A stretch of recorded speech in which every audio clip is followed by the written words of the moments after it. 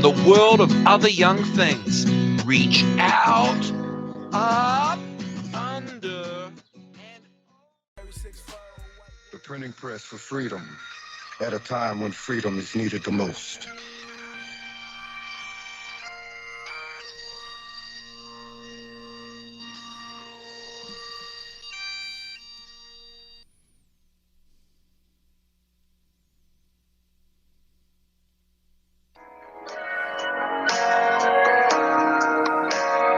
Join me at Revolution Radio, Studio B, at 11 a.m. on Saturday for Free Association, when we take a look at philosophy, spirituality, psychology, social issues.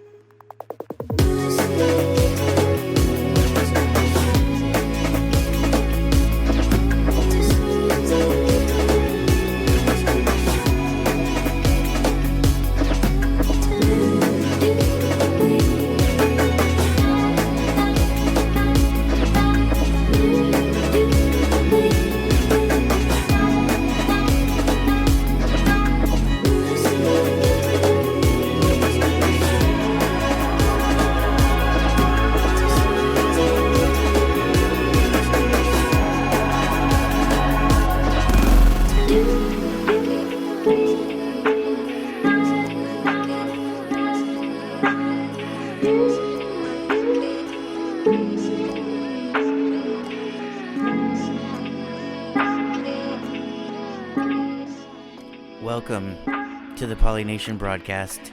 It's a different broadcast today. I'm actually not in the greenhouse. I haven't told anybody this, but I have two greenhouses.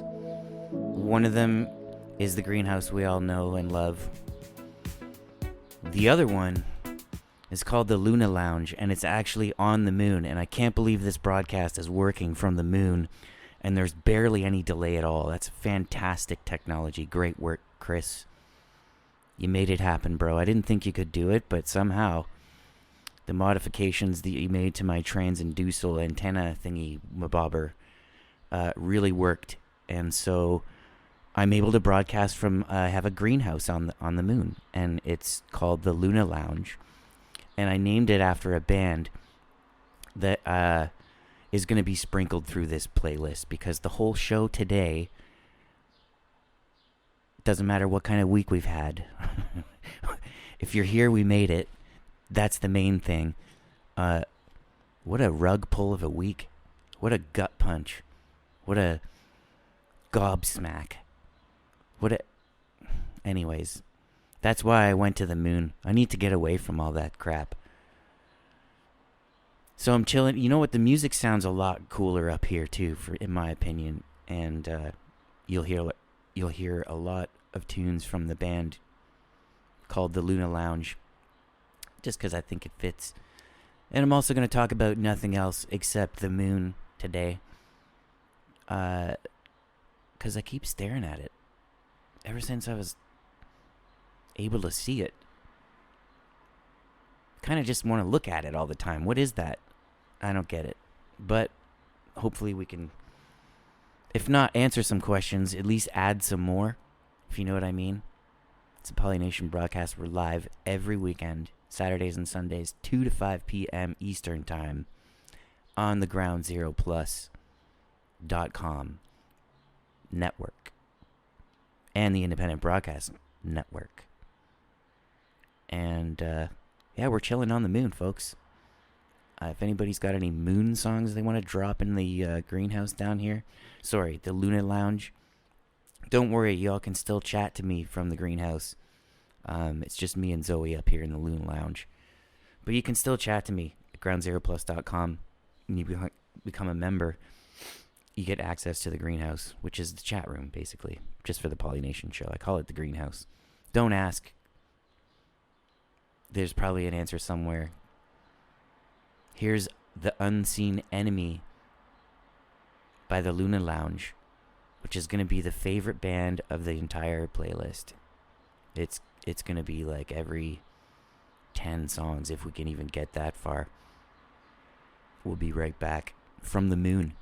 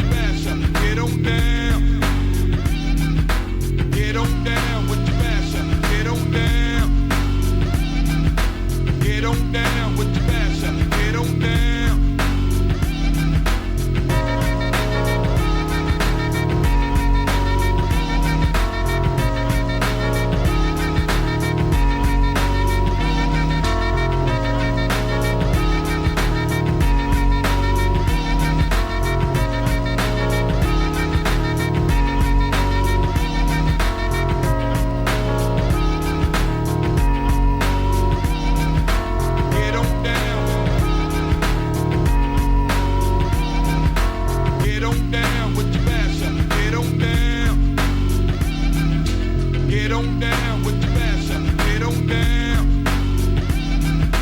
Get on down with the mashup. Get on down. Get on down with the mashup. Get on down.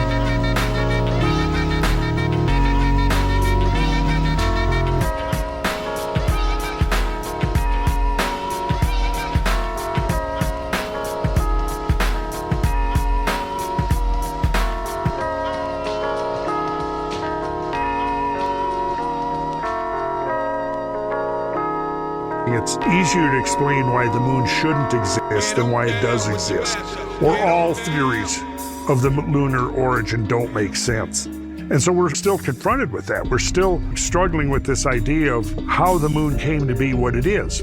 The mass of the moon is not distributed radially symmetrical about its center of mass. Right there, that's a huge anomaly, because the moon should have settled out to a spherical shape, and then there would be no coupling between the moon's rotation and its orbit. But there is this coupling, what's called a 1-to-1 spin-orbit coupling. So that in itself is anomalous. Why has the moon not done it? Well, it implies that something within the lunar crust is extremely rigid. What are these mass cons?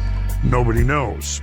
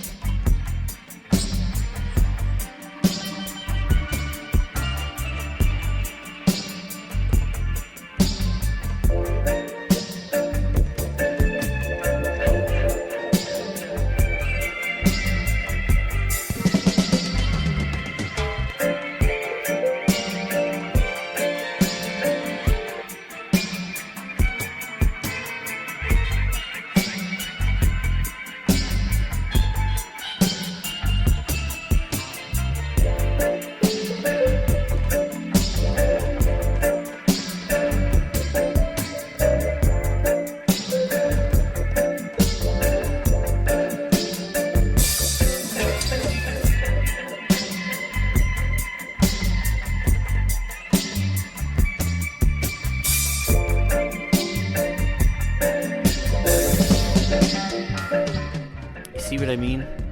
The music sounds different up here on the moon. I hope that's coming through down there on the Earth in the greenhouse. And those of you listening perhaps on TalkStream Live. I'm able to do this broadcast because of a new technology called FTL Communications, which stands for Faster Than Light. It's quantum based. Don't ask me how it works. Guess you could say I'm piloting the technology. It's proof of concept, that's for sure, but there's still some bugs to work out. So bear with me if we experience any technical difficulties. I am broadcasting from 250,000 miles away. And you can hear me, so that's cool. But here's a question that I just literally thought of now. If you okay, let's say we could get some kind of a breathable atmosphere on the moon, like just by geoengineering or like terraforming, something like that. Would things sound differently? Like even take this thought experiment.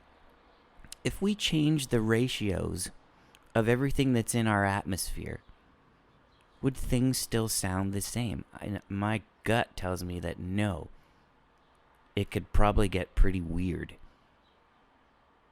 But who knows? Maybe I'll take a step outside and take my helmet off, see what happens, and I'll let you know. Because apparently there is a small atmosphere on the moon. It's just not good enough for breathing yet. But if there's even a small atmosphere, then theoretically, should be able to hear something, right? At least that's what I think. That seems logical to me. But it would sound really weird, and I like weird sounds, as you'll hear throughout the show.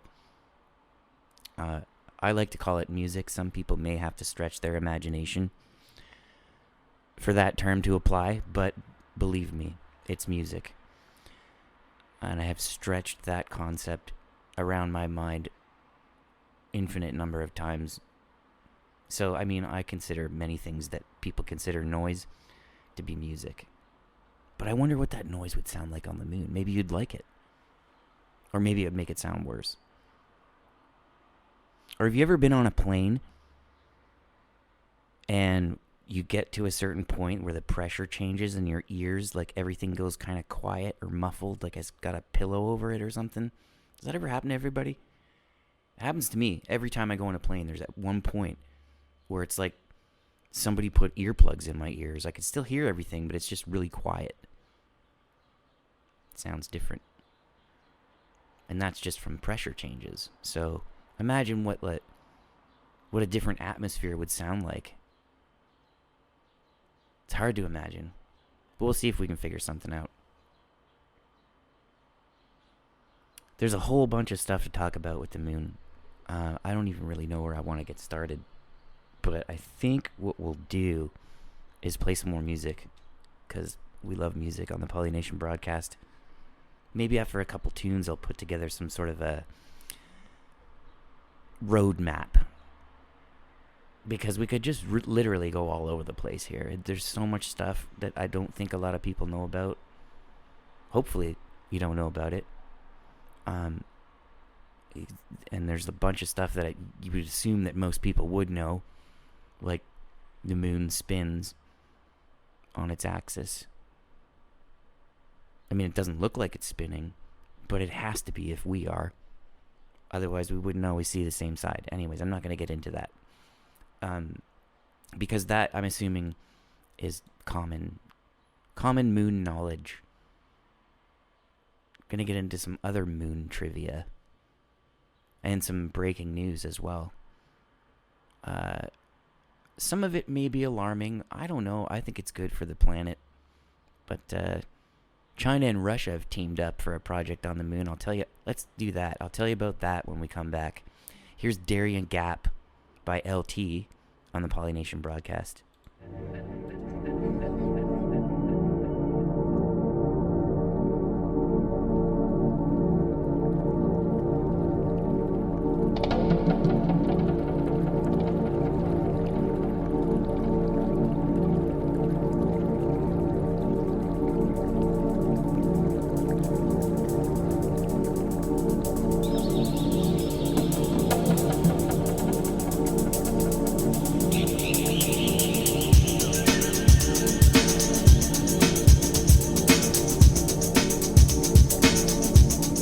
Bet you echoes take longer on the moon.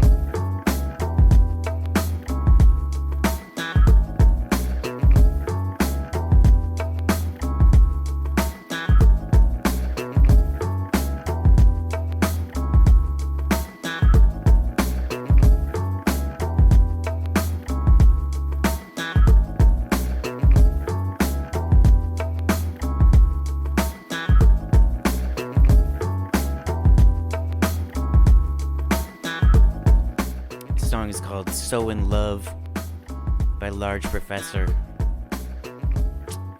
That's what we're going to try to do here from the moon. You get a bigger coverage when you're sewing things if you stand farther away from it, right?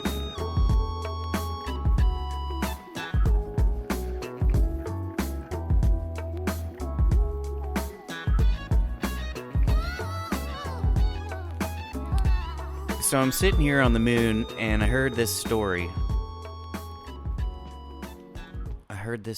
That, and this is from 3 weeks ago, on YouTube from a channel called The Space Race. Gotta give credit.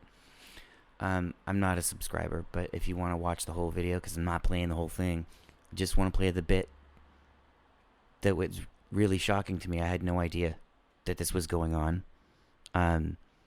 It's not really incredibly alarming necessarily. It's just a bit weird that not many that I haven't heard about this, because I kind of go out of my way to get news about space stuff. I like space. I like lots of space. China and Russia are working together to build a nuclear reactor on the moon, and it's going to be built by robots, autonomous robots. And they want to have it done by like 10 years from now. So listen to this. This is crazy, but also cool. I mean, like, talk about ambition. Not just going back to the moon. We're going to build shit on it. A nuclear reactor. It's kind of like a key piece if you're going to put people on the moon and have them actually do stuff. And use the moon as a resource and a launching point to get to Mars. Because for some reason, everybody wants to go to Mars. Well, Elon wants to go to Mars. I don't know. Would you guys go to Mars? I'd go if I could come back. If it was like Total Recall. Go to Mars and come back. Just go for like a vacation. Go check out the square, the face. Maybe fly a kite in a dust storm. I don't know what I'd really do on Mars. But anyways, listen to this about China and Russia. It's 3 weeks old, again, from a channel called The Space Race. Go check out the whole video if you want. It's kind of cool. On today's episode, China is building a nuclear power plant on the moon, SpaceX has a new Starship launch date, and NASA cuts funding to the ISS. China and Russia have just signed a new deal to build a nuclear power plant on the moon. We know that China's space program has been in talks with the Russians for several weeks, with officials on both sides hinting that a nuclear development was in the works. The power would be required for China's moon base, known as the International Lunar Research Station. Announced in 2021, the ILRS will begin construction in the 2030s and will be a fully autonomous robotic installation at the lunar South Pole. From the very beginning, this moon base was pitched as a joint venture between China and Russia, and then mentions of Russian involvement faded in 2022 as the war in Ukraine broke out. But now it appears that the original plan is back on, with this nuclear partnership being signed during the Chinese president's recent visit to Moscow. While the construction phase of the moon base and nuclear power plant will be fully autonomous, both nations have promised that this is about laying a foundation for their people to operate on the moon. In a statement earlier this month, Russia's space agency wrote, "The station will conduct fundamental space research and test technology for long-term, uncrewed operations of the ILRS, with the prospect of a human being's presence on the moon." Okay, I got one question right now. Are you going to sit back and let China and Russia take the South Pole of the moon? And by you, I mean the USA, NASA, whatever you want to call it. That's not going to happen. It's not going to be allowed. I can already see the first space war developing. The first moon war. I better move my greenhouse. I'm kind of close to the South Pole, but not really. there's places down on the South Pole in the moon that don't get any sunlight at all.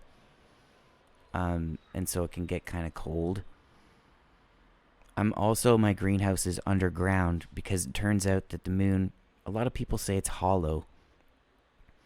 I would say that's an oversimplification. It's not hollow like a tennis ball hollow. It just has it's kind of like Swiss cheese, which is really strange that there's a song that actually says the moon is made of Swiss cheese or something, like some nursery rhyme that I remember as a kid. Oh yeah, the moon's made of Swiss cheese, that's why there's all the holes in it. So, yeah, clearly the moon's not made of cheese, but there is holes in it.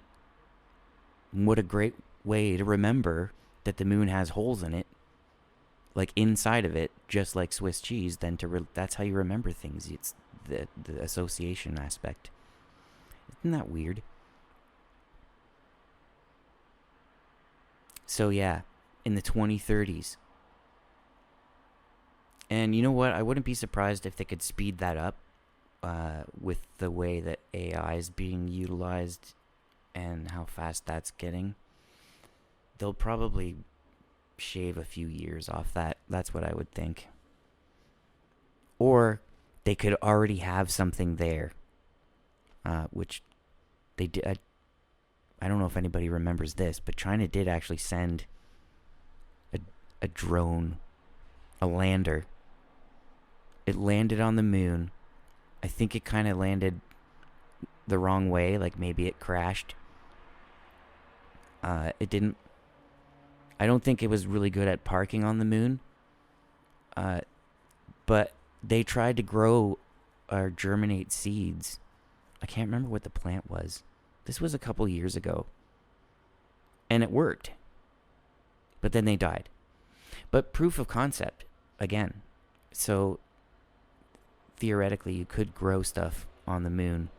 I don't have many plants, only the ones I brought with me up here to the moon. And my greenhouse is actually underground because you need to shield yourself from cosmic radiation.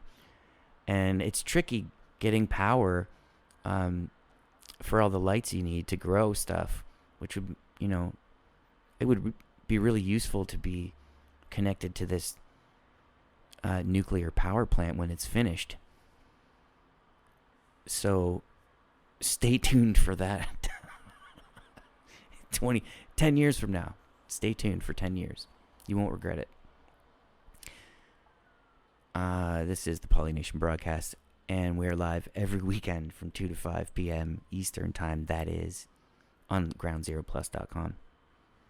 If you become a member, get in the greenhouse. That's the chat room. That's where we're all hanging out, listening to some space age tunes, hanging out in the Luna Lounge, and the bartender has 9 lives. That's what the song's called.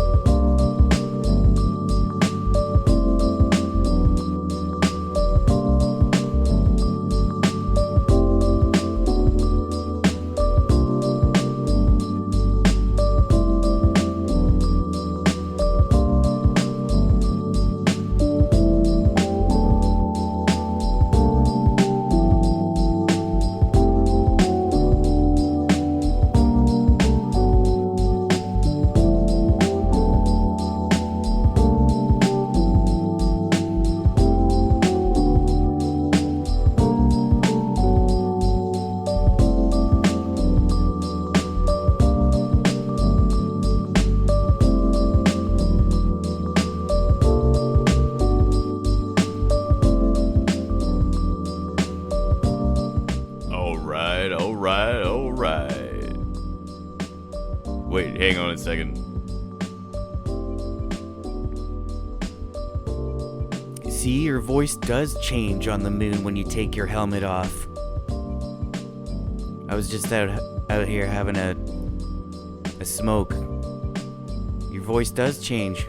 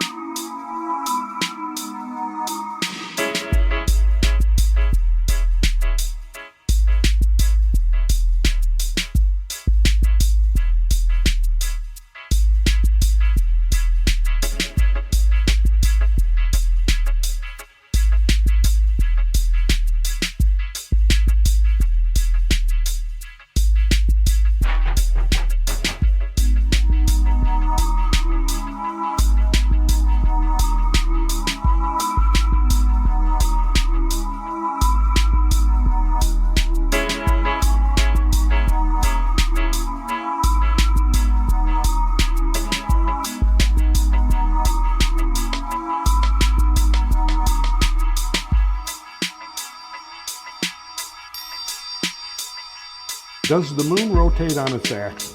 And most people don't. And they can't conceptualize in any way that allows them to even answer the question. Does it? Well, yes. Okay, it does. Okay. Or no.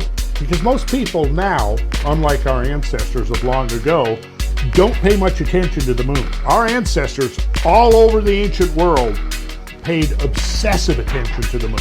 They built huge structures and monuments dedicated to observing the motion. And they did this all over the world. Why would they?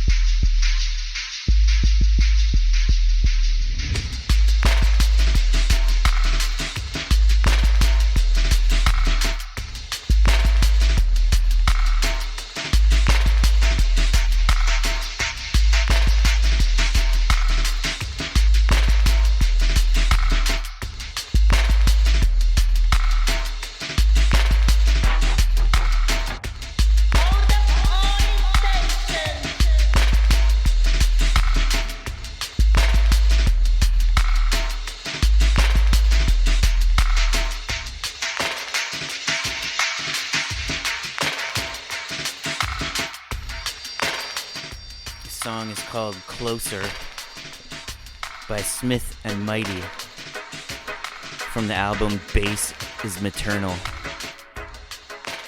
I didn't do that on purpose, but there is a very maternal connection to the moon that maybe I'll get into if I have time.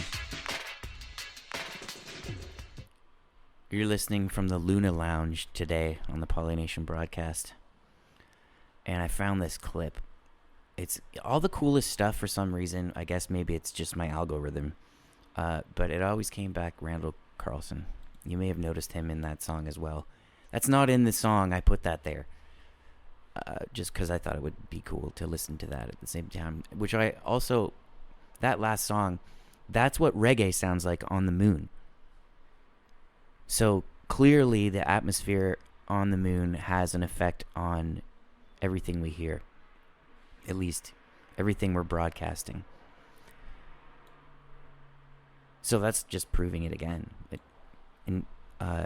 Sorry about not putting my helmet back on. It really does change your voice when you breathe the atmosphere. Maybe there's, I don't know, more nitrogen in it or something. I don't know. It makes your voice real deep. But anyways, back to Randall. Because all the cool stuff I found on the moon was just him. This one got me thinking about, like, some stuff. So check this out. This is Polynesian broadcast, by the way. Ground Zero Plus. Moon has been geoengineered by a civilization with a technology advanced enough that they would be able to. Do you think Atlantis geoengineered it? It's very speculative, but now we get into the question of could there have been a civilization in the remote past that had technologies that we currently don't know about? And I think the answer is yes, that is a plausible hypothesis that is not warranted by just summarily dismissing. How would they have geoengineered the moon? Well, if you look at the schemes for building lunar bases, have you ever looked at any of NASA's ideas for building lunar bases? No. Basically, the main problem with building a colony on the moon is cosmic radiation. So how do you solve the problem of cosmic radiation to which you are going to be subject on the surface of the moon? You need some protective shielding, maybe a magnetic protective You shielding. could, which means you're thinking immediately something like one of the schemes is, and if I can find it here, I'll pull it up. One of the schemes is a dome-like structure. Yeah, something like that. Yes, you could do that. Or what would be another possibility? Go underground. Oh, so there you go. So it could be this hollow structure. Interesting. Hollow is an oversimplification. Okay, so there may be hollow parts of it. So, right near the beginning of that clip, they're talking about geoengineering the moon. That implies to me that it was already there. There are stories, ancient ones, of how the moon got there, which also implies there was a time when there was no moon. So, that got me thinking, what if the civilization was so far advanced that it actually built the moon on the ground, or maybe in space, as a place to go to because they knew about, I don't know, maybe something like the Younger Dryas? Or maybe there were even worse impacts before that. And there was a civilization so far advanced that it built the entire moon from scratch. And then, okay, so they, like a bunch of them, they all went there because they want to avoid this catastrophe on Earth. And then the catastrophe happened. And then they're like, okay, it's over, we can go back. But somebody said, wait a minute. Let's just send these two people back and see what happens. Let's just send Adam and Eve. Nobody likes them anyways up here. They're always like walking around naked. We should just send them to Earth and let them, let's just see what happens. Kind of like a garden. And maybe they're still up there. And maybe they're doing some weeding. Or maybe they're just having a laugh. I would imagine they're like, I can't believe this all started from those two people that we sent down there. We fooled them into thinking that they were on some special mission, and then we just left them down there and watched what happened from the moon, which is why the moon always faces the same way, so it can see us. Or so they can see us. And I bet you sometimes they come down, maybe try to influence some things. Like, they probably have a very sick sense of humor, but, well, as you can tell by some of the things they've done already. Maybe that's where all of the UFOs are coming from. It's really just a civilization that survived on Earth, but they left. And now they're just messing around, seeing what they can do.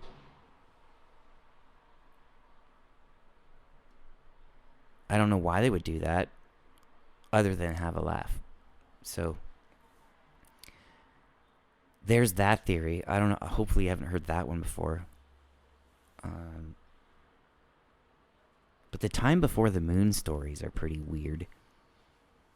There's some very specific similarities in a few of them that I want to get into, and I want to see if maybe anybody in the greenhouse, groundzeroplus.com, has any ideas as to why there's like 2 or 3 things that are very specific about how the moon was created. And I'm trying to get to the bottom of this. But, of course, on the Polynation broadcast, as always, it's liberally sprinkled with music.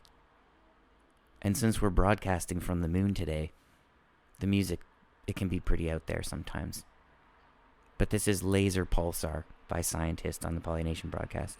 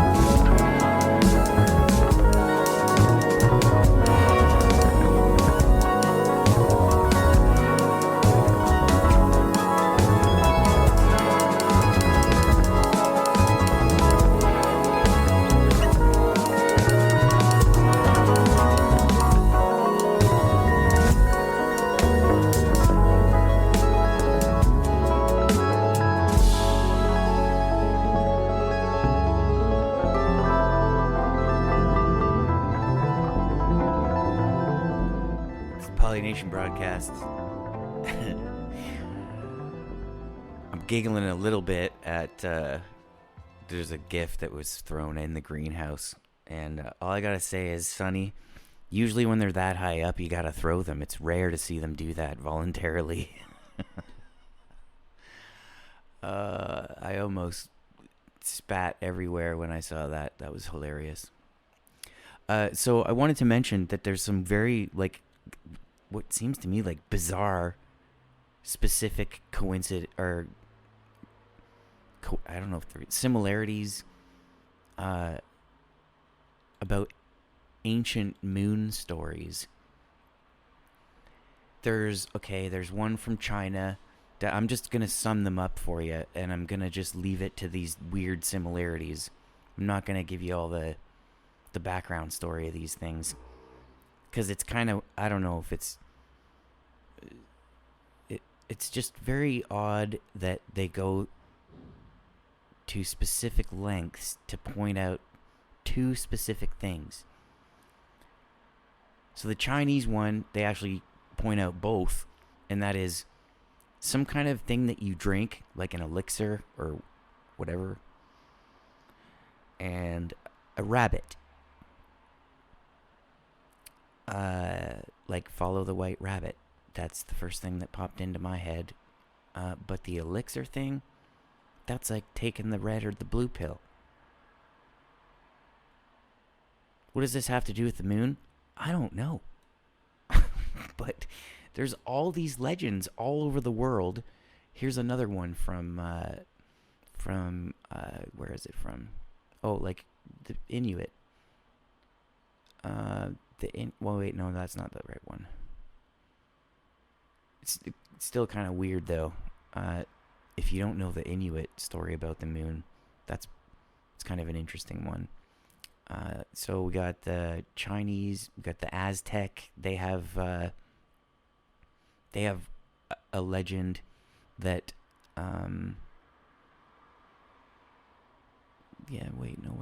that's not the right one either. There's a bunch of them. There's like, I don't know, 11 or 12 legends about the moon that I never knew of. And I didn't bookmark the ones that I wanted to reference here, so give me a second. I'm just skimming through them now. There's another one from the Mayan legend. Both the Mayan and the Inca place the moon in a very maternal aspect, which is and often related to fertility. And we all know the moon cycle. I mean, you don't have to point that out to anybody who's married. We got one from Africa. We have one from they're everywhere. They're all over the world. The Mau. The Mau has a story where the sun and the moon are in a relationship, and the moon is the mother. And every time there's an eclipse, that's when the sun and the moon are doing it right in front of everybody. Classy, guys. Classy. You got the whole sky to play with. You got to do it right in front of us. There's another story about specifically, I guess it's only those two stories now that I look back on it. But why the rabbit? And why the elixir? I don't understand that. Like, maybe the only thing I can think of is, like, maybe the elixir was maybe some kind of psychedelic and they just made this stuff up to have an excuse to eat a rabbit. Maybe. I don't know. There's another story from an ancient tribe in Brazil where there was once a time there were so many birds in the sky that it like blocked out the sun. And so they made an agreement with the sun and the moon to like regulate that, because it was really messing people up.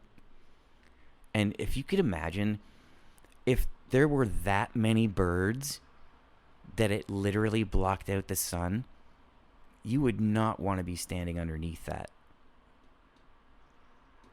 I mean, that would be a lot of bird shit. You'd need an umbrella. Or go underground, like they do on the moon.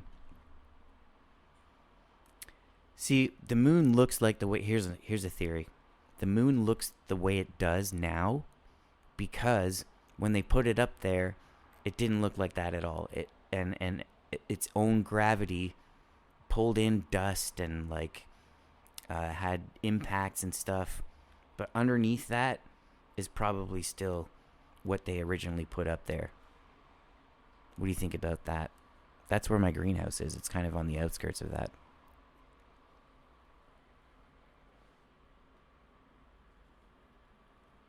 I don't know how this place got here either. But it does seem to have a huge effect on all of us, doesn't it? I mean, the word lunacy. And, well, the ocean. Apparently, allegedly. Apparently, the moon moves the ocean. And it also, because of that, creates a intertidal zone. And basically what that is, it's just the area where the tide rises and falls. If we didn't have that area, life would have never left the ocean. And we wouldn't be here. Or would we? Maybe they just sent Adam and Eve from the moon. Could be that too. Who knows? Will we ever know? Maybe. They're going back.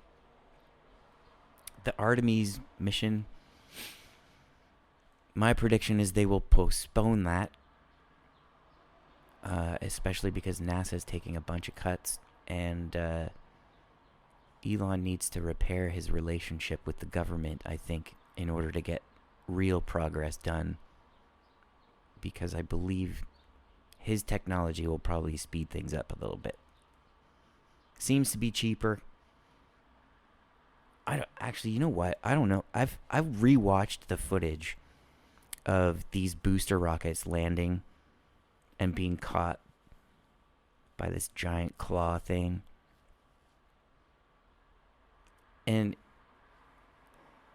is it just me or, like, I'm not saying it is AI, but I'm saying AI could definitely recreate that, and it could have done it 10 years ago. I mean, it's kind of like watching Apollo 13, except people actually believe it because it looks so good. So I think in order for me to believe that a rocket can fall from space, turn around, refire its engines, and delicately be caught by another giant machine, I probably have to see that with my own eyes and film it myself in order for me to really 100% believe it. But I like 80% believe it. 80%. Anyways, yeah, those weird... The elixir and the white rabbit. Why did it... I don't understand the rabbit and the elixir part. Seems like somebody's making a spell or something. And there's also people that think the moon is some kind of a soul catcher. I don't know. I guess maybe it could be. Good luck catching mine. My soul's like the gingerbread man.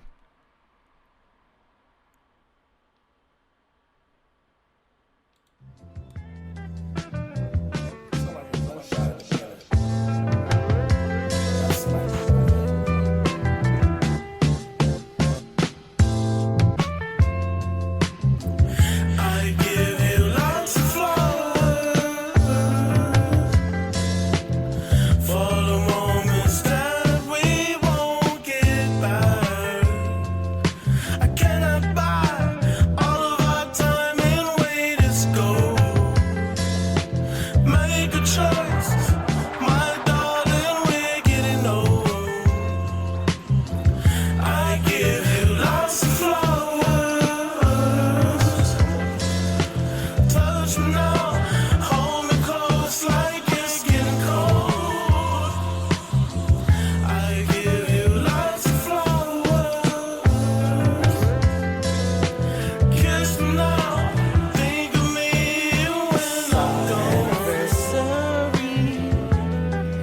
Watching Tony Song when you talk with me.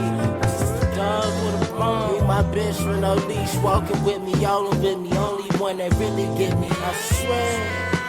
This you living the fresh, the only one I care to see in the next existence. I'm in it like the sex is never ending. Ecstasy uplifting. I guess I never felt a feeling like this before. Don't want to kill by picking the beauty of your flower up out the soil. Just enjoy with our soul, heart, mind, and eyes. All of the memories I live throughout the lifetime. I give you lots of flowers for the moments that we won't get back. I cannot buy all of our time and wait is gold. Make a choice, my darling, we're getting old.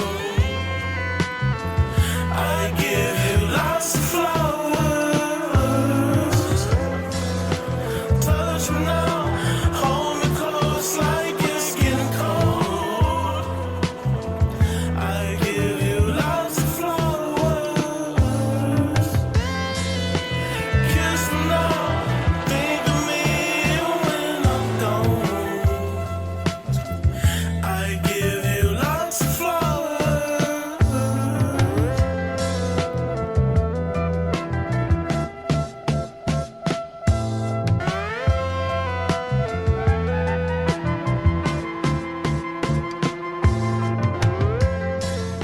The song is called Flowers by Dreamcastmo and Nappy Nappa. I think if we are going to go to the moon, flowers would be nice there. It's kind of gray. There's not a lot of color up there, is there? How are we going to get flowers to grow on the moon when there's such low light? Which is the name of this song by the Sound Carriers on the Polynation broadcast.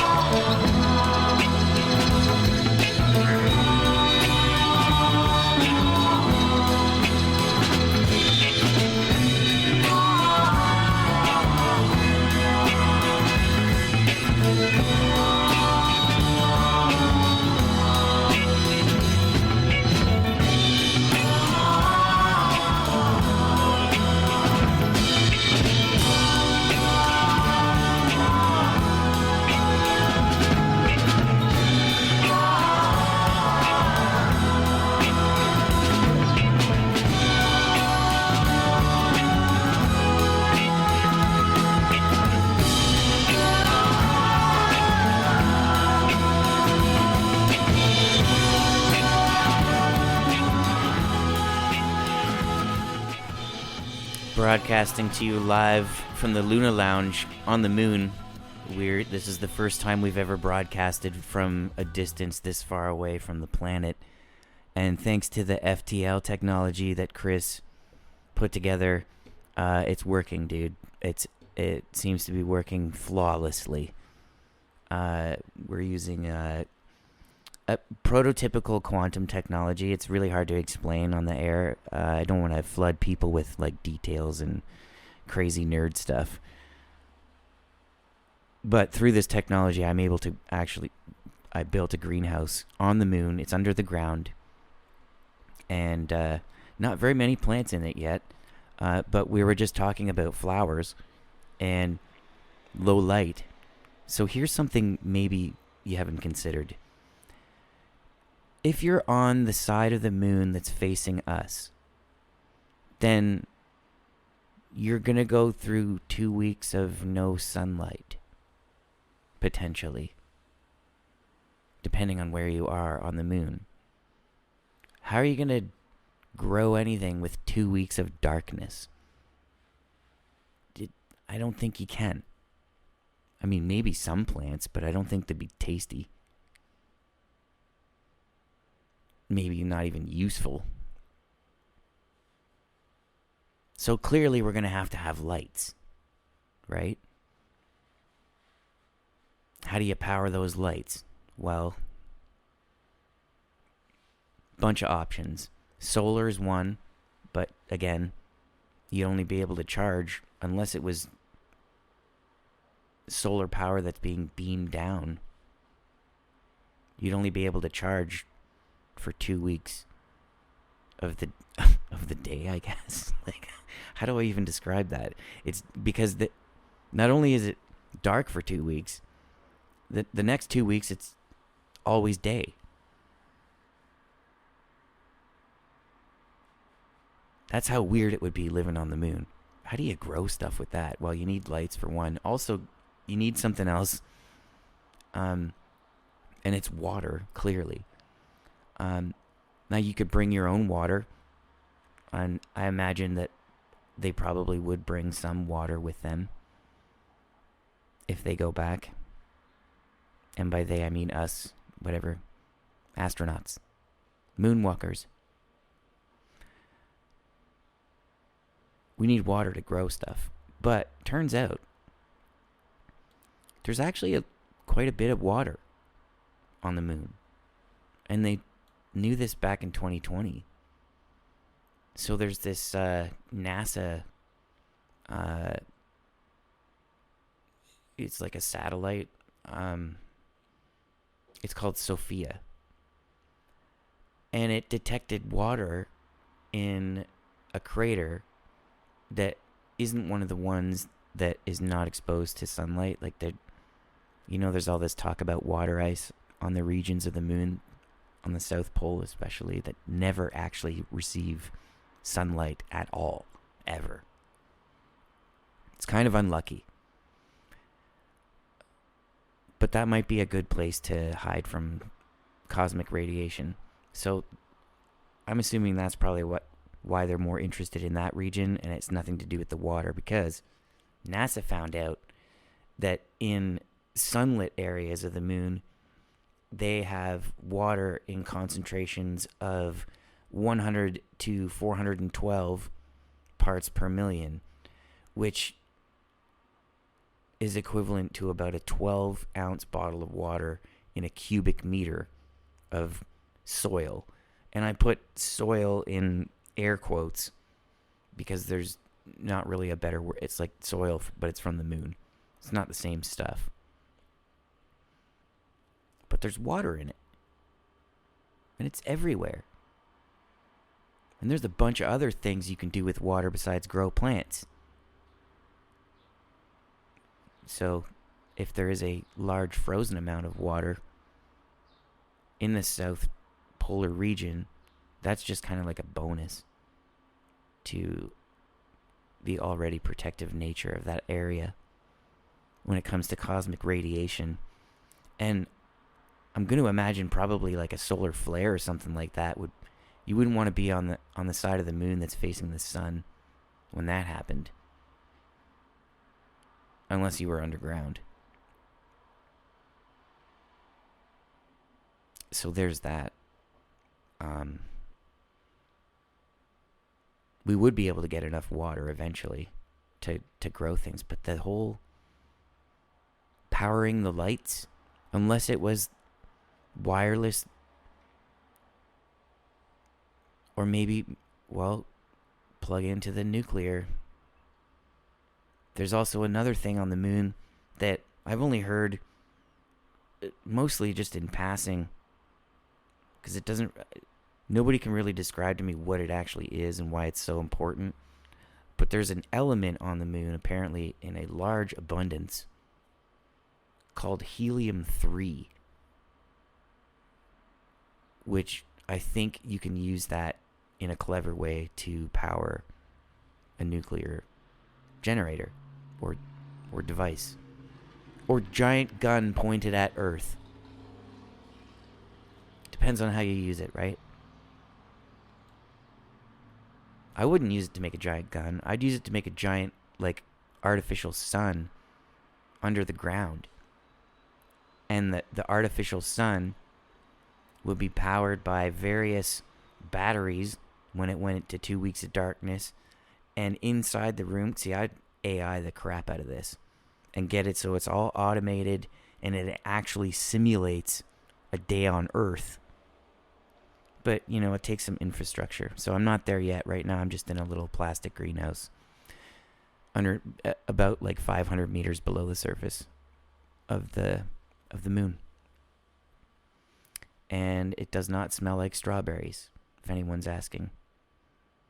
Apparently it smells like burnt rubber and metal. That's what astronauts said. That's what it smells like. The moon has a smell. Apparently, even when you're in a spacesuit, you can smell the moon. I guess they're referring to the smell of their spacesuit after they, you know, like, I don't think that's the way a spacesuit works. You don't get to smell stuff. Or maybe, I don't know, maybe we have that technology now, but I guarantee you we didn't have it back when we went to the moon. So they must have been talking about the way their suits smelled. It's like if you've ever worked in a kitchen close to a deep fryer, you come home, you take off your clothes, it smells like a deep fryer.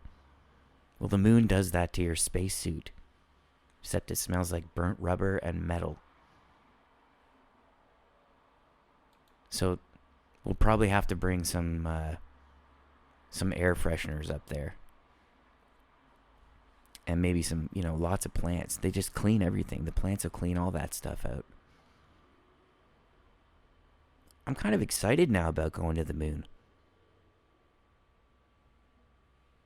Hey, you know what? If there was a study where they wanted to test the effects of psychedelics on people that were living on the moon, I would volunteer for that.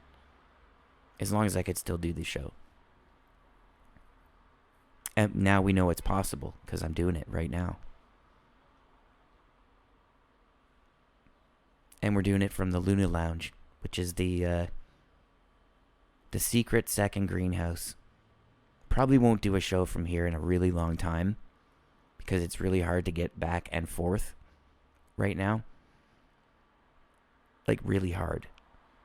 So this might actually, until we can get a better way of doing that, be the last show from the Luna Lounge.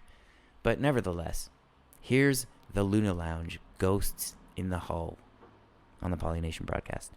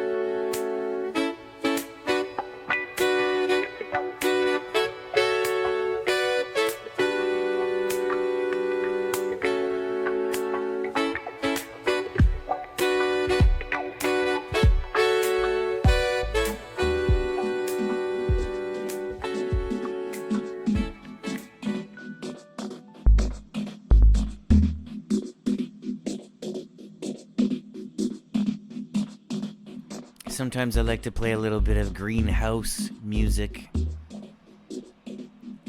But this is Moonhouse music. It's High Low by Anthony Naples. On the Polynation Broadcast, groundzeroplus.com. Independent Broadcast Network.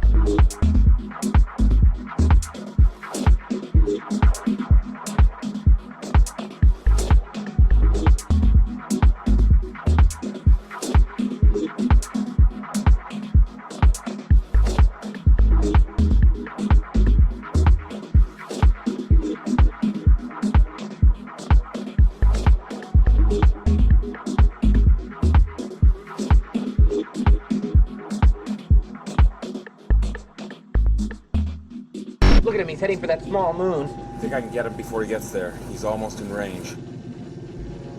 That's no moon. It's a space station. It's too big to be a space station. Very bad feeling about this.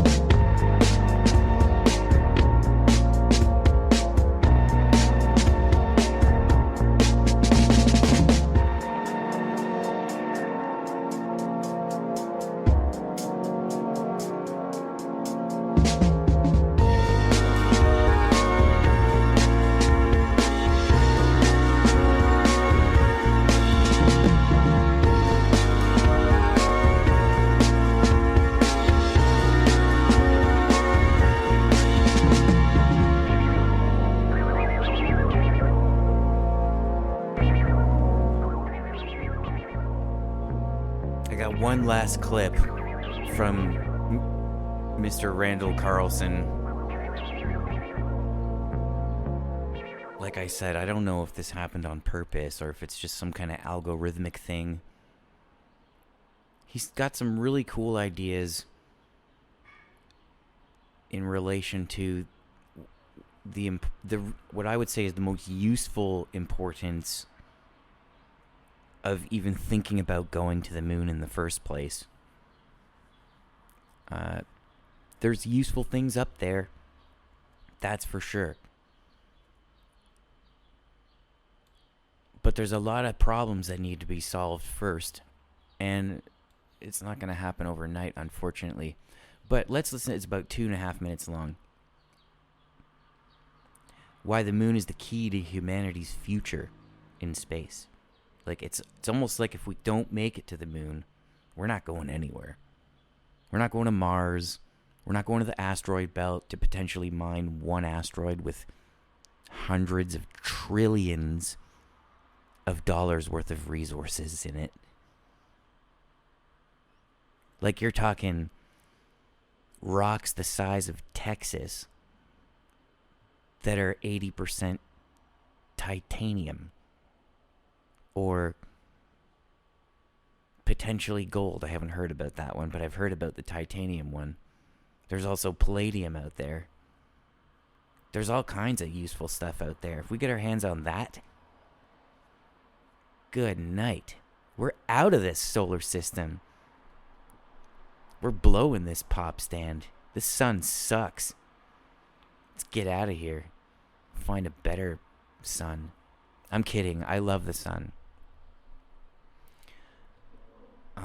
But another thing that I wanted to point out or talk about maybe in a bit after I play this clip from Randall Carlson talking about the moon and why it's key to humanity's future is sports on the moon.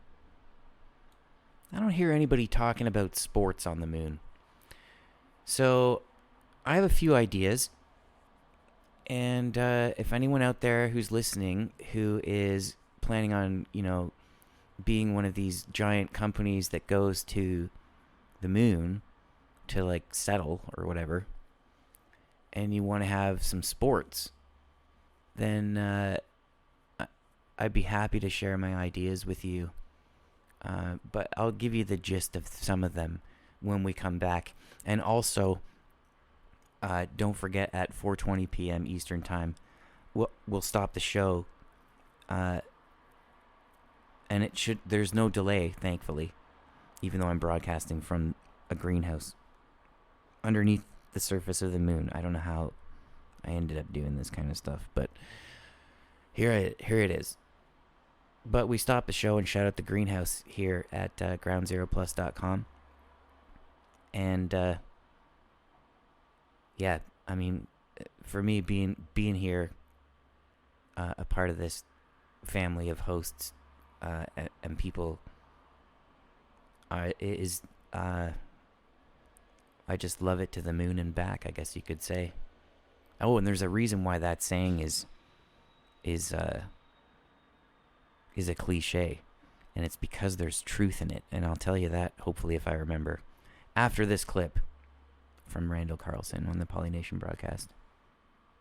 And I always do resources on creating a planetary defense system than building bombs that are blowing up cities and killing people. Yeah. And the second thing is an international space station on the moon, a base on the moon. Why a base on the moon? Well, because the moon is the obvious place from which to launch the exploration of the solar system and the economic development and the colonization of the solar system. And what's interesting is in the last 10 to 20 years, the discovery of water on the moon suddenly makes the colonization of the moon or the building of a lunar base much more feasible. And the other big obstacle was, cosmic radiation. So most of the models of lunar bases required going underground. And of course, you've got the regolith there, which, the idea was, well, we can burrow into the regolith and we'll cover our infrastructure with the regolith and that will insulate it from cosmic radiation. But now we know that there are gigantic caves. And those gigantic caves might turn out to be the ideal places to establish bases that would now be accessible to our potentially emerging new whole generation of space propulsion systems, which gets us back to the whole plasma physics things. But how much more awesome and cooler and life-affirming would that be if we could create an international movement to begin the colonization of the solar system? Now, from the moon, it's going to be much more efficient and cost-effective to launch missions to Mars. Now, why would we want to go to Mars for other than just scientific reasons, to try to understand better the evolution of the solar system? Was there life on Mars? To ask all those kinds of really important scientific questions. But from a pragmatic standpoint, once we've established a beachhead on Mars, we now have access to the entire asteroid belt, which, think of, that's the stones the builders rejected. That was the stuff left over from the creation of the solar system. One asteroid can have trillions of dollars worth of resources in it. Once we're harvesting the riches of space, we now can deindustrialize the Earth.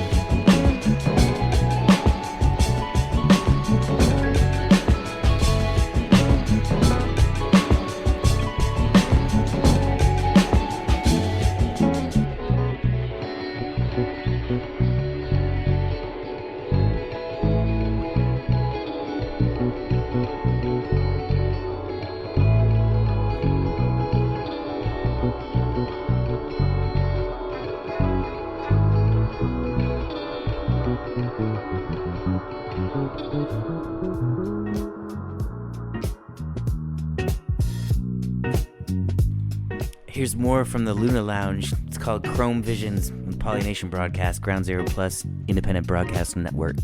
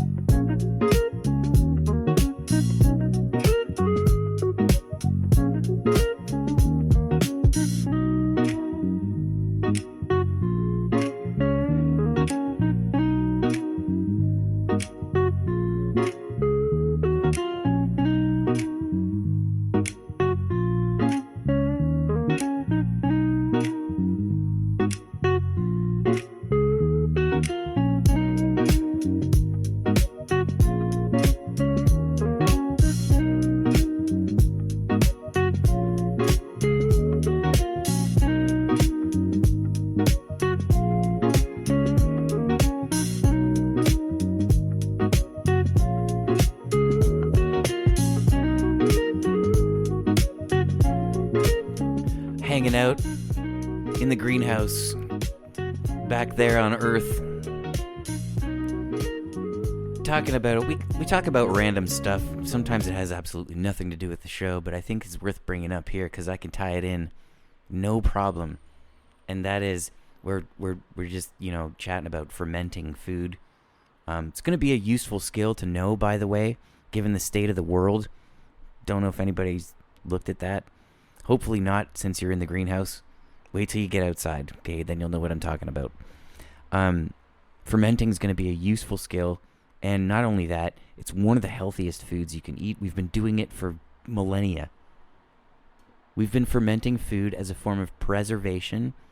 But new or recent science is also confirming that it's not just for preservation.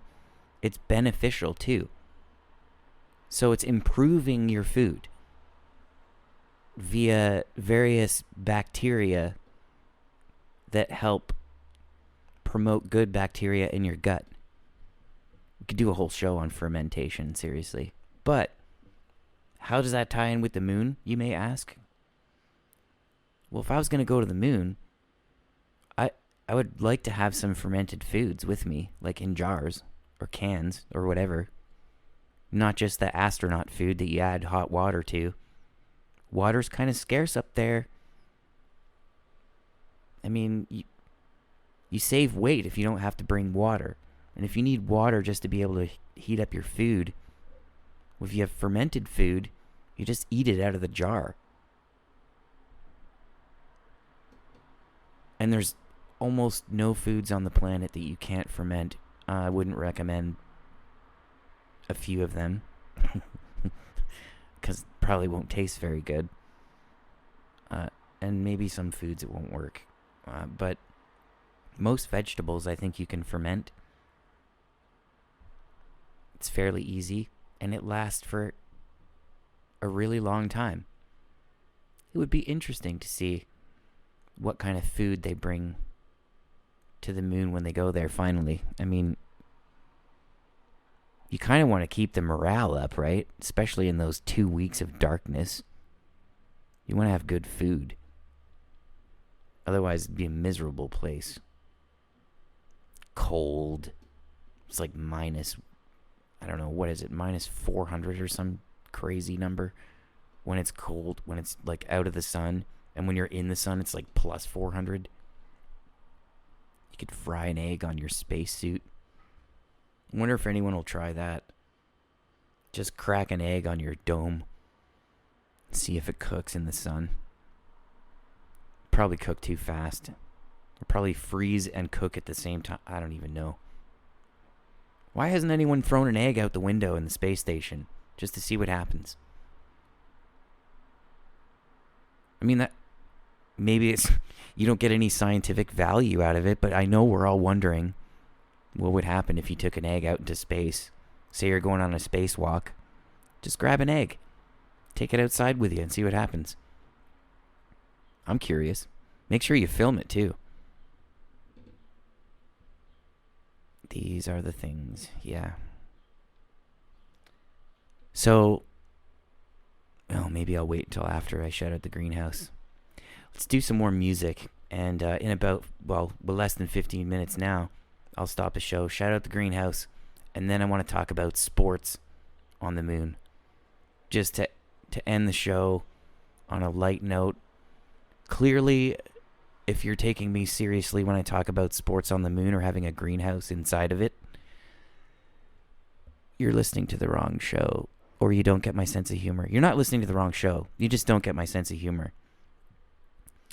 If it sounds preposterous, then I'm literally, that's what it is. It's preposterous. You'll pick up on that as you keep listening to the show. But FTL technology, that's real. That's a real quantum technology. I sprinkled that in there. So not all of it's BS. But if it sounds preposterous on this show, it's because it probably is. Even though it sounds like I'm being dead serious.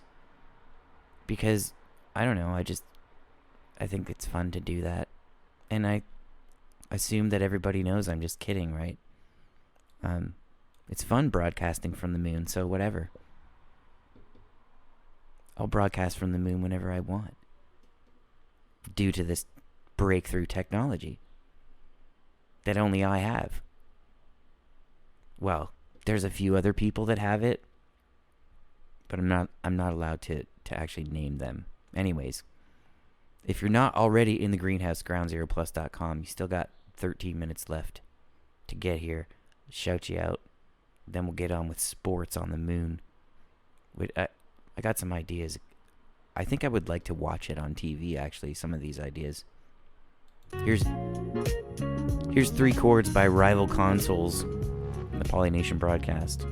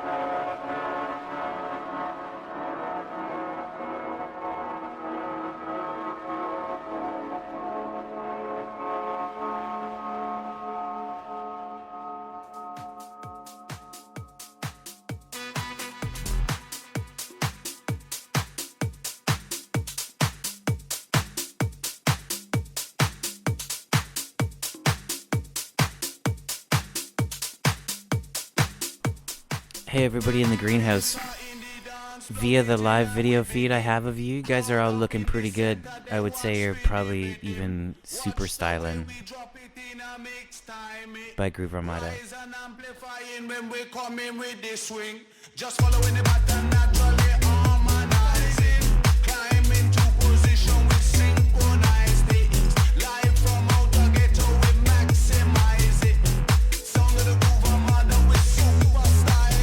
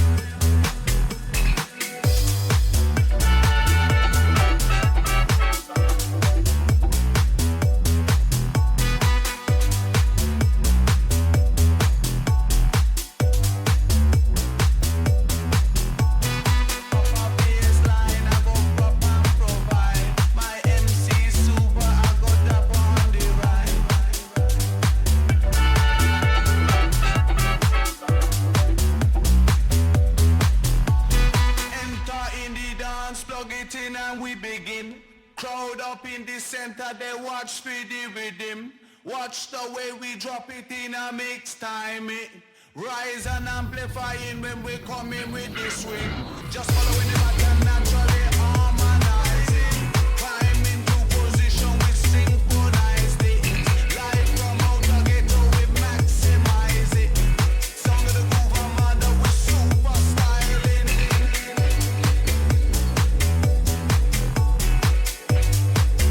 With super styling.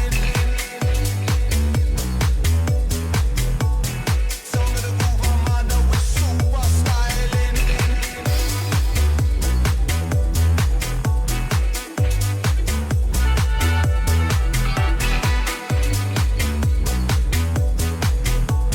Sound of the Groove Armada with super styling.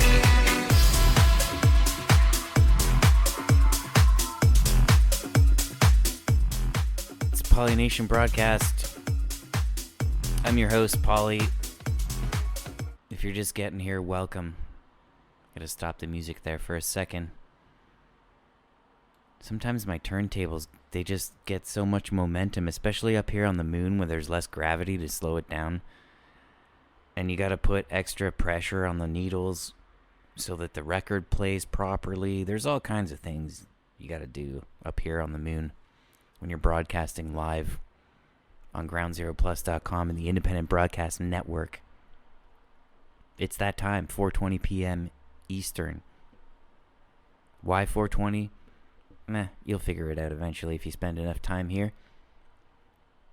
It's when I stop the show and shout out the chat room, the greenhouse at groundzeroplus.com. Become a member. You'll get access. That means the door is always open when you're a member. It's always open. Come in the chat room. That's the greenhouse for the Polynation Broadcast. And here you are. And in here today, we have, other than myself, I'm always in here during the show. I love interacting with everybody that comes here every week. And we have some of the most loyal here today. We've got Chris, Ground Zero Plus, architect, and largely responsible for the technology involved in broadcasting from underground on the moon. Don't underestimate him, is all I'm saying. Clyde's in here. I feel like maybe he's AFK, but I feel like maybe this show is becoming a favorite of his, because he's been here for the last 3 weeks, I think. And maybe it's a good show where he can get stuff done. Just have it on in the background.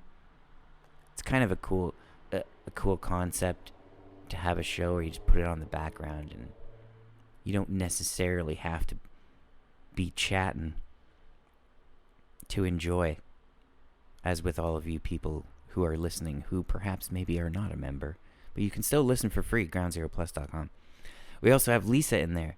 We have Mike Mont in there, Brother Mike, as I like to call him. We got Miss B, Barbani. We got Dez is in there. Good to see you, bro. Dats is in there. Champion. And Brother Rich is in there. And Sonny's in there. And if I missed anybody, sometimes there's delays. Well, if I missed anybody, then sorry. But we'll fix it. It's not really a huge deal. We feel your presence if you're not here. All of us. There's Mitch Durbin. I didn't mention Mitch. I like to spell Mitch's name purposely wrong. I switch around the TCH into THC. It's an endearing thing. I don't mean to purposely spell your name wrong. I just like sometimes do that. So sports on the moon. Oh wait, before we get into sports on the moon, I got to do some lunar greenhouse cleaning, which is where I mention all sorts of stuff. So again, thank you all you in the greenhouse, for being members and hanging out with me for the show. But for anybody who's perhaps listening out there who enjoys the show and is not a member, but still enjoys the show, now on the groundzeroplus.com website, if you go to the hosts page and you click on the Polynation broadcast, there's a way there, a link, where you can directly support the show. And even, well, members can obviously do that too. But clearly, if you're a member, you're already supporting the show in many ways. So, I just wanted to mention that. I probably won't mention it as much as I probably should, but I wanted to put that out there. Click on the host page. Scroll down to the bottom, you'll find it. Also, you'll find ways to get in contact with me if you want to. I'm pretty friendly. I don't bite. And somebody just stole my car. Well, looks like I gotta get a new car. How do they have car thieves on the moon? Anyways, we do still have to talk about sports on the moon, but I want to make sure, because there's so many and I've only got about 35 minutes left, that I want to pick the best ones. And so while I'm picking the best ones, I'll play some more tunes like Ether Void by Throughways on the Polynation broadcast. And thank you again, Polynationalists. You're here every week, and it's awesome. And as long as you're here, I'll be here too. Except I'm coming back to Earth, like right after the show. I'll be back probably in time for the Chilluminati show, the 33rd order of magnitude, with Jimmy Jeans and Rock and Rio. So I'll definitely be back into the chat room once I get landed and replugged in to Earth Internet. But now we have a hub on the moon for moon internet, so that's good. Small steps, folks. You know, one small step for mankind. It's also one small step for the greenhouse. Here's Aether Void by Three Ways, Polynesian Broadcast.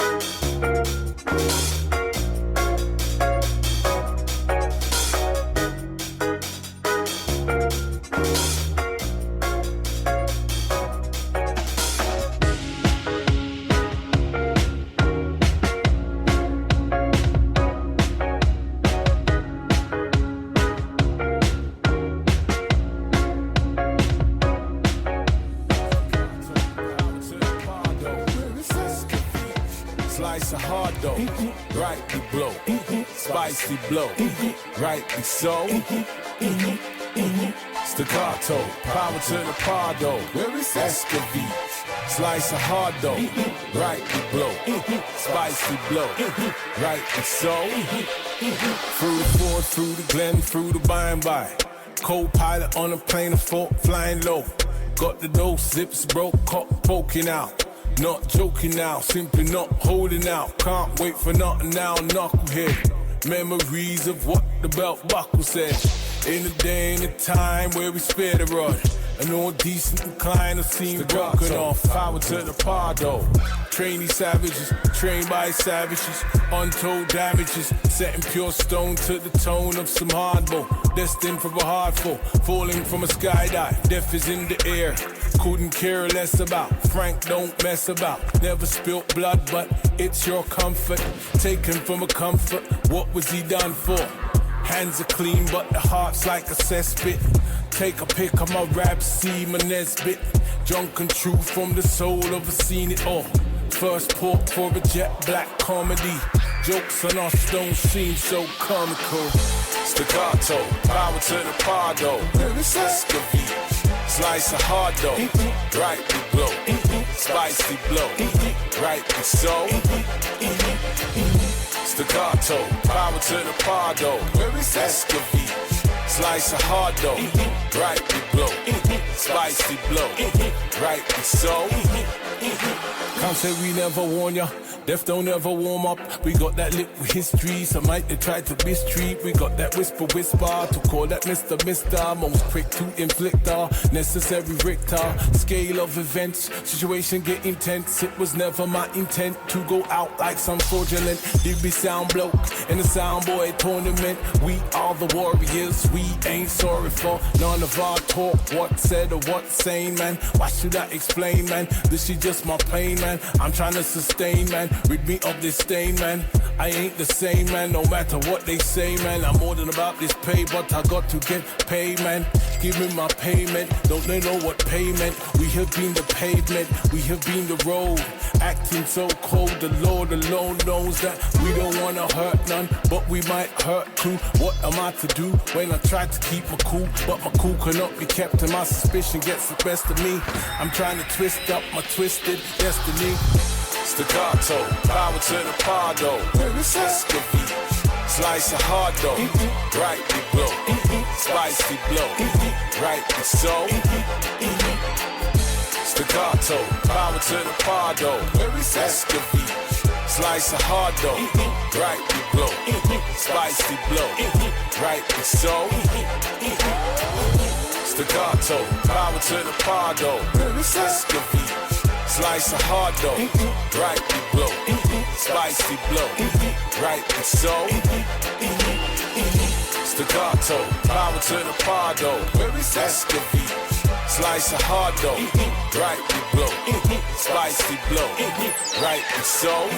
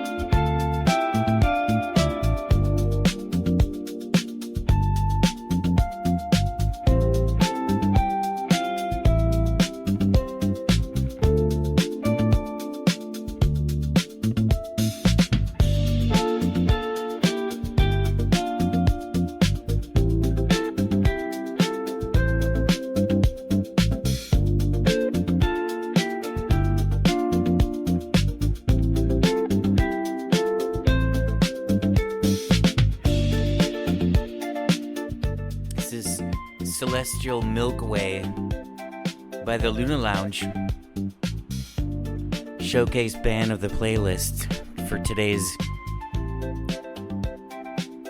lunatic show about the moon on the Polynation broadcast, Ground Zero Plus, Independent Broadcast Network.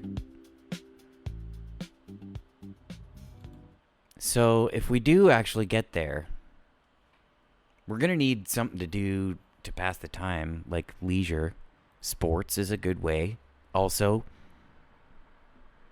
has a has a side benefit of exercise.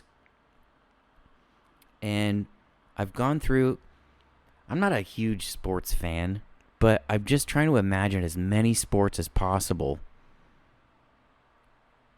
how they would be on the moon, and whether or not they would be entertaining to watch. And so I've kind of, I guess, made sort of two lists of sports that would work and sports that wouldn't work. Because The whole premise behind this thought project is that the moon's gravity is a quarter of the Earth's, and so all the laws of physics, well, most of them when it comes to sports, I think I can safely say all sports rely on gravity. And so if you change that, then you could potentially change the sport. So let's start off with the sports that wouldn't work. I think eventually a sport like high jump, that people would get so good that they would jump too high. And then just float away, you know what I mean? Like, so there would be a limit on how high you could jump on the moon. What's up, Mad Catter in the greenhouse? So I don't think high jump, in fact, most of the track and field sports, apart from shot put, probably wouldn't work without some kind of a safety net, but not a safety net that you fall down on. It's a safety net to keep you from jumping off the moon or leaving the moon. Like that would. So there'd be like a balance. Like another sport that might not work would be golf or baseball. Football might work, but you'd have to change the field. So football is kind of one of those ones where if you took it up there exactly how it is now, it probably wouldn't work. You'd have to make the field like a couple acres, and I think it would be fun to add terrain, like mountains and stuff like that. That would be cool. So, I mean, think about it. If we actually start playing sports on the moon, we're going to invent another sport. It's going to be so cool because you can't play it on Earth. So the golf one, that would be, you could literally have a golf course that went around the entire moon. Just keep smacking that ball for like every time you drive the ball, it's like 700 yards. And it just feels great. If you're a really bad golfer like me, this idea sounds very appealing. You could do draw shots around craters. The craters would be bunkers. I mean, golf on the moon, that would work for sure. Here's another one that might not work. I'm a huge fan of downhill mountain biking. I don't know if downhill mountain biking would work because I think everybody would be just going too slow. It wouldn't be fast. It would be like watching a train wreck between two blimps. Just, I mean, think about the times. These downhill mountain bike dudes do like under 4 minutes of like a few kilometers of, a lot of it is really steep downhill. If you did that on the moon, it would still take you forever to get down.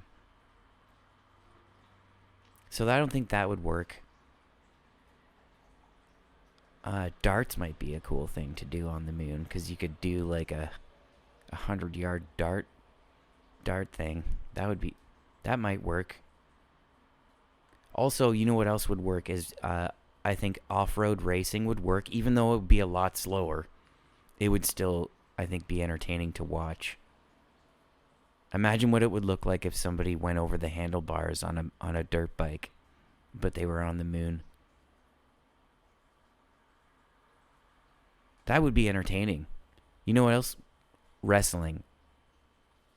I know it's not really a sport, but it's more entertaining than chess. At least on the moon, it would be. Wrestling would, I think, take off on the moon. There would be a... what would it be? It wouldn't be the WWE. It would be the WME, the World Moon. What? I don't even know what it is. I haven't watched wrestling since Hulk Hogan, so I don't know.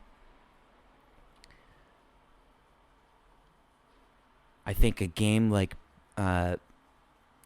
billiards would be interesting to play on the moon. You would definitely have to have a lot more finesse, I would suggest, in billiards. Volleyball would be another one that wouldn't work because it would take like 3 minutes for you to set your teammate for a spike. You see what I'm saying? Unless you made the ball out of something else. Because if you change the density, like you could theoretically play volleyball with a cannonball on the moon. You could spike a cannonball on the moon and make your own craters on the volleyball court.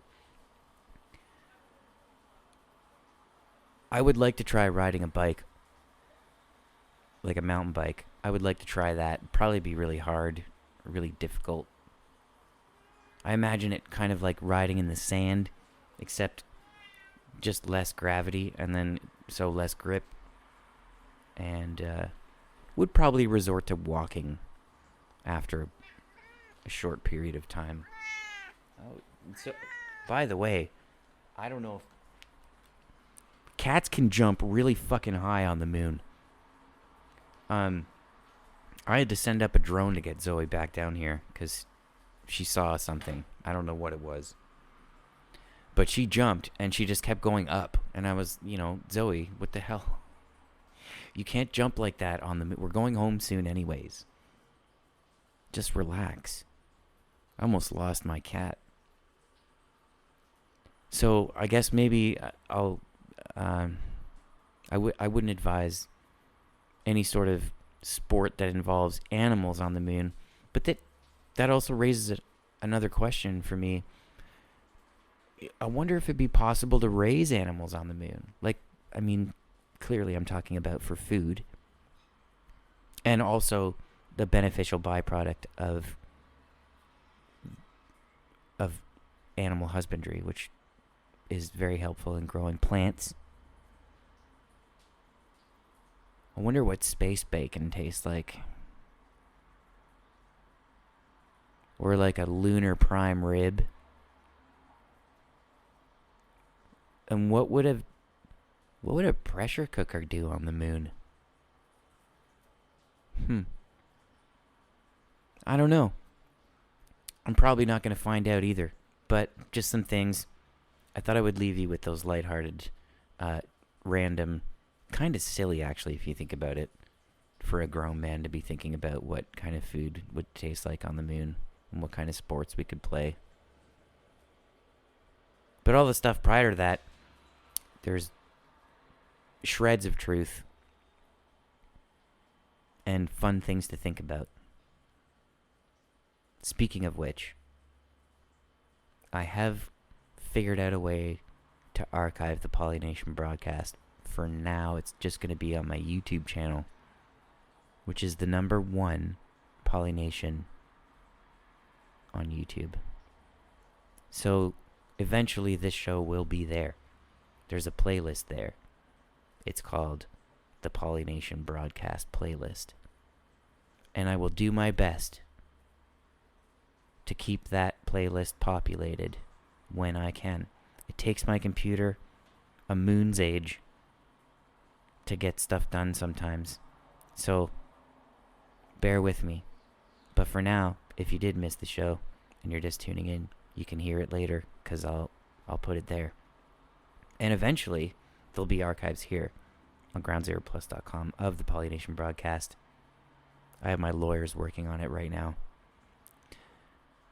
My lunar lawyers. By the way, if you ever get a chance to hire a lunar lawyer, they're really, really good. They use law in a different way. But make sure you don't try to hire them on a full moon because they can get kind of busy, if you know what I mean. Here's a name I can't pronounce by a band who also has a name I can't pronounce. So I'm going to assume that this is some kind of either Scandinavian, possibly Russian. They have those weird letters, whatever it is. It's a cool tune, pushes the boundaries of what you may consider to be music. And this has been the Polynation broadcast. And I'll see you tomorrow, where I'm going to talk about Mars. And yeah, guess what? Mars was a moon. But I'll save most of that for tomorrow. And if you're around later for the Chilluminati, I'll see you in the chat room there at groundzeroplus.com. Thanks, everybody. See you soon.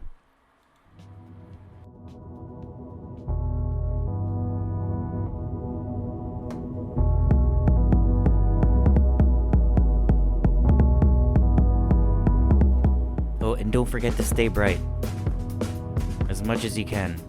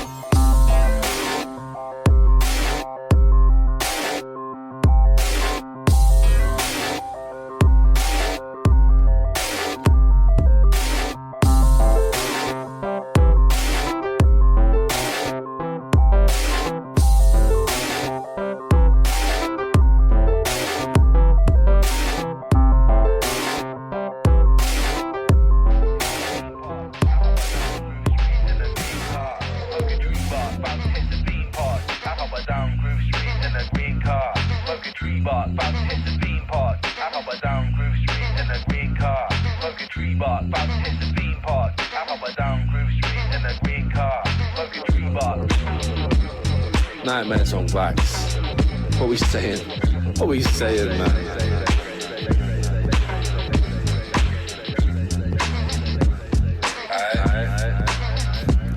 Smoking is delight. What am I saying now? Check it, yo, I'm writing lyrics on my dog walk. Nowadays I'm not bored, I stay on course. I used to wanna ride waves till I'm on shore, but now that ship sailed, where's the foghorn? But now that plane's flown, where's the Concorde? For myself I want more, where's my encore? Shut the front door to bad vibes that wanna come forth. Kill core beliefs, I'm subpar, I'm fucking top drawer. Yeah, I'm top drawer like old keys, phone wires and some locks for. Surprise themselves open like the way I drop drawers when I'm on tour, while you sit at home to watch porn eating popcorn. May you excuse me while I fuck around with rhymes. Most of the time I'm writing long form, I'll never conform. Haters wanna see me contoured by the norm. They speak and God yawns. Yeah, yeah.